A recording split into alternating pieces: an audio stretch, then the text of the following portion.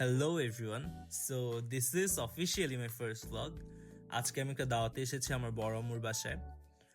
ভাবলাম দাওয়াতের ক্লিপগুলো আপনাদের সাথে শেয়ার করি। ভ্লগিং এর ক্ষেত্রে অনেস্টলি আমি একদমই নতুন, so let's see how it goes and look at this, the star of the দাওয়াত, বড় আম্মুর রান্না করা কাচ্চি। বিলিভ মি, ওনার প্রতিটা রান্না ভীষণ রকমের মজা হয়, বাট এই কাচ্চিটা একটু বেশি মজা ছিল। অ্যান্ড স্টিম থেকে যখন ঢাকনাটা সরানো হলো, পুরো kitchen room and living room জুড়ে জাস্ট কাচ্চির অ্যারোমাটাই ছিল। অ্যান্ড আমরা ওয়েট করছিলাম কখন কাচ্চি খাবো। স্পিকিং অফ কাচ্চি, সালাদ থাকবেই।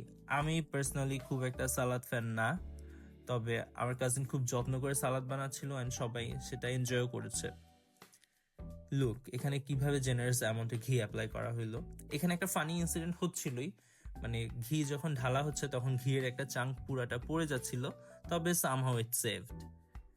অ্যান্ড দেখো, ওই যে সবাই বলে না, ওই জুসি টেন্ডার, ঠিক এমনই ছিল মাটনের পিসগুলো।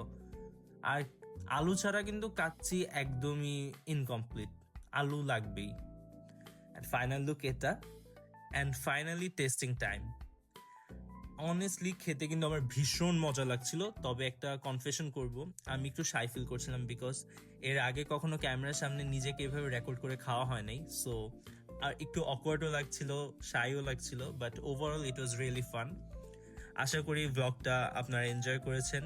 ভিডিওটা খুব একটা বড় না, সো যদি স্টিল দেখে থাকেন, thank you so much for staying till this point.